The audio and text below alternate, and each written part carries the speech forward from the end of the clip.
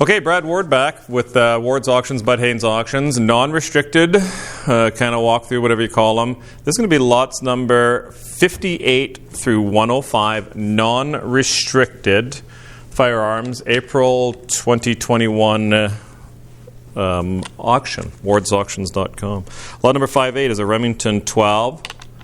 This is a project gun. You can see the ring is missing there. The rear sight is missing.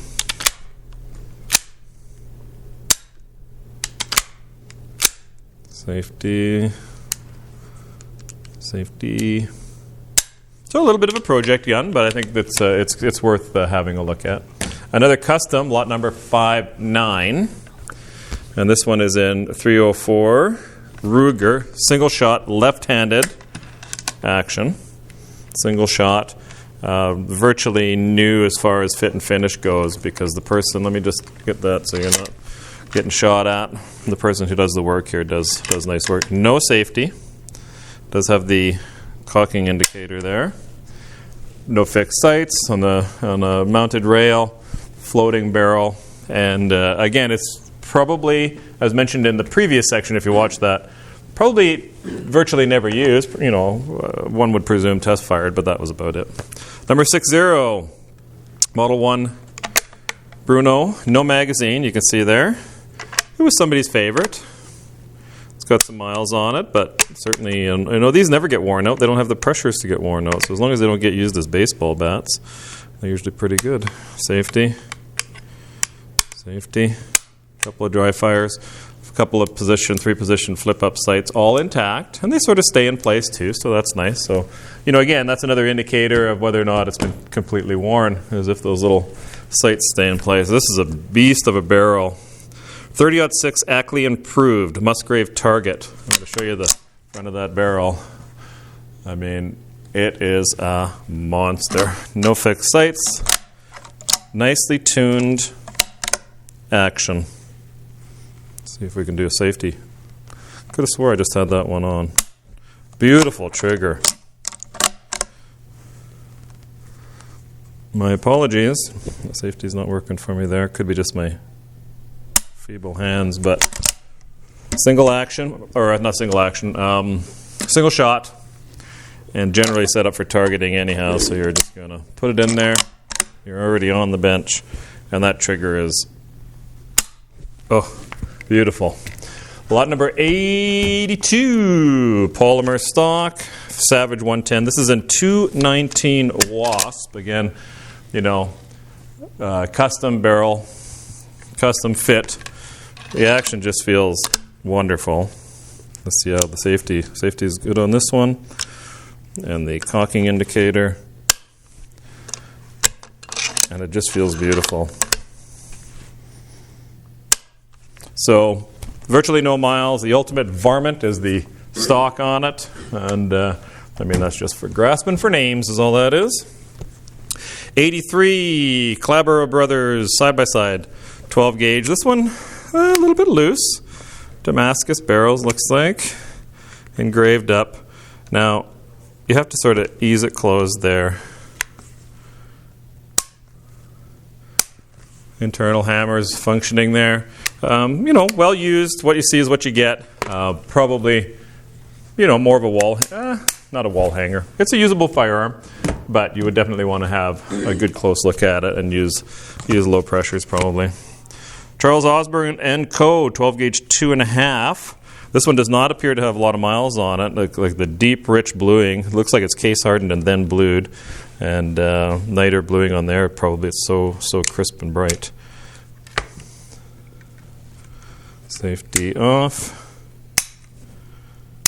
This one feels tight. Like this one does not feel like it's had a lot of miles on it. Saying the safety's on now. Safety off. So quite a nice firearm there.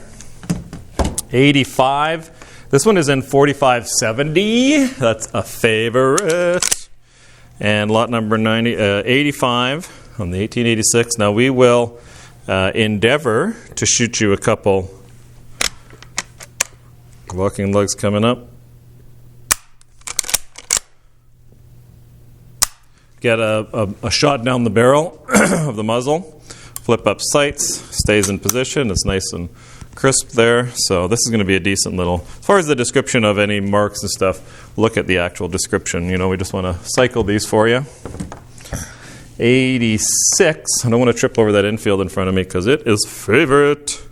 86 is a little Winchester 52. This was somebody's favorite. You know, it's well-worn patina on there. Mag fed. Put the safety on. Safety off.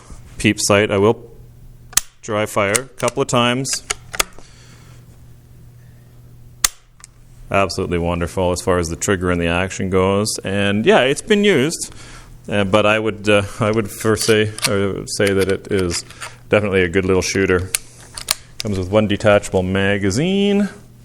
Lot number 87. That's 89. 87. I think this is going to be a fun one. We put an antique tag on it by mistake. It's actually PAL required, and it says that in the catalog. This is in 4570, and I think. Show that it's empty. These were all, of course, proved safe before we started this. This is going to be a fun, actual shooter. I mean, that is crisp action. Flip up sights. Stays in position. The spring action is good on that. And yeah, that in 4570 for a hole puncher, that's going to be a lot of fun. And so I would buy that one to use with confidence, in my opinion. 88, I believe, is another one I would buy with confidence. Remington 1903. This is in 30-06. Safety. Safety. Stamped on the top. U.S. Remington. Action feels just as you would expect. The sight. Nice spring action on that. Good, clean piece. I would go to battle with this one. I think we're at this one now. And I'm not going to play too much with this one, other than to say this is like flat brand new. 89 is Enfield Long Branch, number 7, 22 caliber, single shot. Now you can put in there, but it won't feed. I don't imagine it these feed. I have one that does feed, but it's aftermarket. But this thing is like new. I'm not going to dry fire it. It comes with a box. This, as far as I'm concerned, is unmolested. The box has been repainted or some sort of an ice stain put on it. But talk about gorgeous. We're going to try and do... so I don't have to talk too much about it. This is 89, and it's like new. I don't think this is molested at all. I'm going to put it back here so I don't trip on it. It comes with a box and some accessories in there. Boy, I have never seen one as nice as that, quite frankly. So we'll try to, if we get time, make a video that's just on that. Number 90, a little combination. Now this one is 20 gauge and 22 Magnum. Most of the ones you see are 410 gauge and just 22 LR. This one has very low miles on it. I don't imagine it's been used much at all, and most of these haven't. So what you do with this one, if I'm not mistaken, this is a selector for top and bottom barrel. So you open it, load it, charge it with the same thumb control there, and then shoot whichever barrel you want to shoot. But you have to charge it each time, if I'm not mistaken. Yeah. But what a neat little piece. And to have the larger sizes, the 20 and the 22 Magnum, is a bit of a bonus. And it doesn't look like it's had a lot of use. 91. 91 is, it's a Spanish side-by-side. This is in 10 gauge, 3.5 inch, and feels very nice and crisp. Everything's tight. Like I'm twisting it here. You're not getting any movement. It's solid, like it hasn't been worn. And why hasn't it been worn? Because it's going to beat the crap out of you when you pull the triggers in 10 gauge. This left hand slightly. And it is wonderful. I don't think there's a whole lot I need to tell you about that one. It is just in very low use condition. 92 Ruger M77 in 270 Win. Left hand action. A lot of awesome left-handed pieces in this sale. We don't get very many left-handed pieces, and there's an opportunity for the lefties to get something. Do that one more time. Safety. Safety off. Stainless steel, laminated stock. It's got a couple of stainless rings on it, or you can use them as battle sights. Nice and open. Just kidding, of course. Seems to have low miles on that one. This next one is more of a fun conversation piece. Maybe it's a wall hanger more than anything else. I mean, external hammers, replaced screws, fancy carving on there. It's kind of fun. I think it's more of a conversation piece. I'm not going to pull the trigger on this one because of the firing pin style. It just doesn't do it any good at all. But it is it's well used. It's well worn. What you see is what you get. So I think I would be buying this one as a if you want project gun, sure. But I think it would be a display piece more than anything else. The next one looks pretty new. Number 94 is a Remington 660 in 6mm Remington. Little loopholed optic on there. Safety on, off. Nice, crisp, short trigger. I think you would buy this one with confidence. It feels very nice.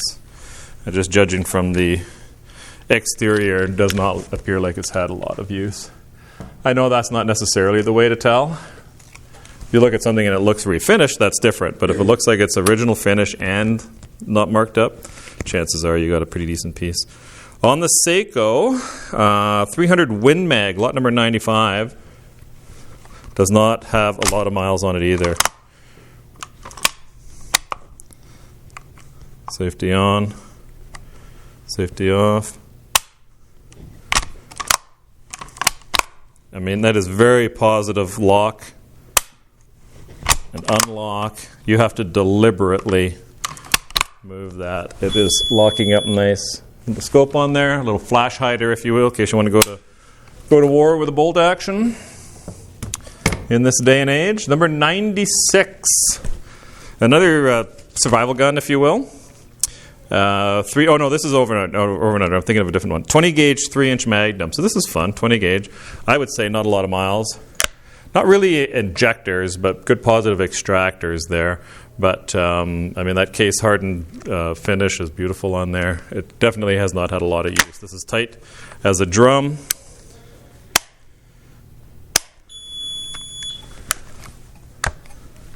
You know, you still have that new in the box feel where you have to positively open it. Safety on, safety off. Very nice and clean. Number 97. This is a different kind of opening as well. This is double barrel, so it has that safety or that survival gun look to it, but this is actually 410. 3-inch. And you pause, and you have to control it positively. Just it hasn't even been worn in. And we'll put the safety on. The safety does not go on automatically, but it does work. Safety off. So no surprises there. 98. This would be sort of an Auto 5 look-alike, Savage 775A, 2 3/4 inch, engraved hunt scenes on both sides. Good positive action. Locks, cycles. No surprises there. Let's just try the safety. Just so I can remember when I can. Safety on, safety off. No surprises there. Number 99 is a Husqvarna in 270 Win. It's got a little optic on it, Bushnell.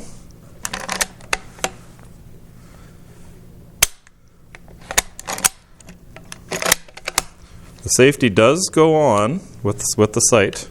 I did try that the other day, so you're okay there.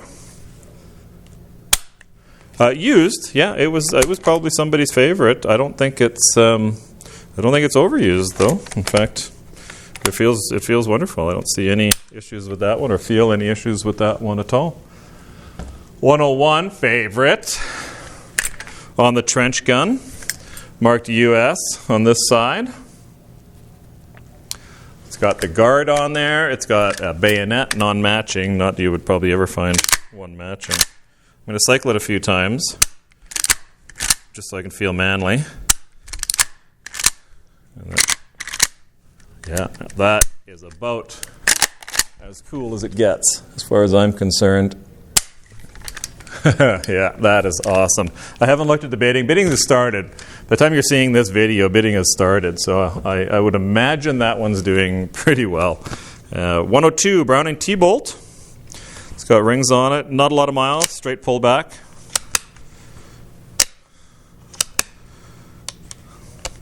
Safety on.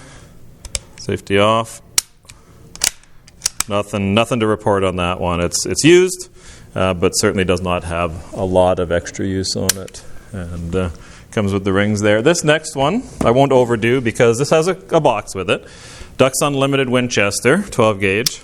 It's, has it ever been used? I don't know. It certainly hasn't been used much to speak of. And, might have bought it and used it 2 or 3 times just to say it was working. But really, this is... The marks on here, all I see is handling marks and taking it out on Friday night to show your buddies. So it is basically a new firearm, and it does have the fancy case. So 103, you just look at on the gallery to see the boxes and the box and the accessories and whatever else might be there. A couple more in this string. Virtually unused surplus. This is a Soviet-made Mosin, and as you can see, typical, buy them, get them all cleaned. I spend more time cleaning them and getting all the grease off them than you do using them. And then they're great pieces. Lots of matching numbers. I can see it on the barrel. I can see it on the bolt. I can see it on the mag base. I can see it on the butt plate. Look at your description for more about that. Whoopsie. Oh, missing screws. That's the one. Somebody probably took it apart to clean it and never got the screws back in. That is described in your catalog. So those screws are missing. I remember this one now. There and through the top there. If you could see, it doesn't matter. You get the point. You already know. It's got the bayonet there. But, it's still functioning. But you're going to need those screws. Not hard to get, obviously. And our client that has this one, he admitted, he said he didn't know where they were. He's moved out of the country, and we sold his house for him and a whole bunch of other stuff this spring, some stuff in the estate sale, the non-firearm sale. I think this one might have been his as well, 105 Ruger Airhawk. This is 490 feet per second, so there's no PAL required on it. I don't think it's no miles. Fiber optic, fixed sights, plus this little optic on there. So we're going to wrap this little string up here at 105. We are going to carry on, though. We're going to try and get through the whole sale. So thanks for watching. wardsauctions.com. And again, on behalf of Wards and Bud Haynes Auctions, I'm Brad Ward, 780-451-4549. And thanks for watching.